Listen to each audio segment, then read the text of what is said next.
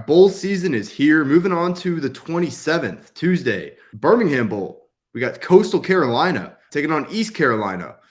Seeing the Pirates here as a 7-point favorite, down a little bit from 7.5. This total has risen, and I think it'll keep rising. Seeing it right now at 64.5, 65. That's where I'm looking at this game. I locked this in this morning, Monday morning, the 26th. I'm on the over 64 as an official one-unit play in this game.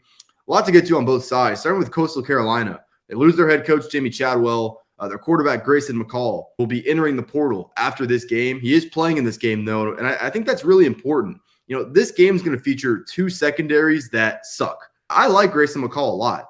12-1 touchdown to interception ratio. That's one of the best in the country. He's over 9 yards per attempt. So this is a really efficient Coastal Carolina passing game. I think maybe with Chadwell gone, because we know Coastal Carolina is kind of a spread option attack. They like to run the ball a lot. I wouldn't be surprised if Coastal gets more aggressive here. I think that's probably going to play into their favor because the one thing I think East Carolina can do is stop the run. I think they've showed that throughout the year against, a pretty good set of running backs there in the American Athletic. But 9 separate occasions this year, opposing quarterbacks threw for over 8 yards per attempt on this East Carolina defense. I hate this unit. I played a lot of East Carolina overs this year kind of for this very reason. And once again, I just think this calls for it. I don't think McCall is going to be under too much duress in this game. And I think as he's shown, pretty good player. I think he'll be a really good player at the Power 5 level next season. On the other side, though, I really like this East Carolina offense kind of for a different reason. I mean, their running back, Keaton Mitchell, might be the most underrated player in college football.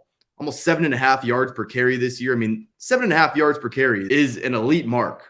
Keaton Mitchell is a fantastic running back. No Holton Ahlers is not some world beater through the air. He's right around 8 yards per attempt, but I will say 23 touchdowns to 5 interceptions, takes care of the football, a fifth-year starter at this point. Coastal Carolina has stepped up well against the run for the most part by Sun Belt standards, but this is a pretty major step up in competition. They've also had some terrible days going up against the run. This is probably their hardest matchup of the season, so I'm not going to give them the benefit of the doubt in this spot. And then, like I said, their secondary is pretty poor themselves. So in Holton Ahlers' last game, think he should have a pretty good day, and think Mike Houston will probably let Ahlers chuck it around a little bit. So suffice to say, I'm on the over 64 here. I think the matchup calls for it.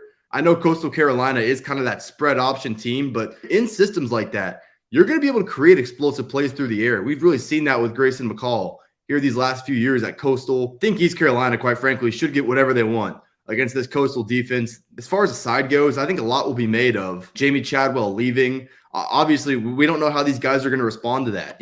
Coastal Carolina also lost their top edge rusher. And as we mentioned, Grayson McCall is leaving after this game. I don't really know where their headspace is at. I'm not going to really worry about a side in this matchup. Better play, and my official one-unit play on this game is the over 64.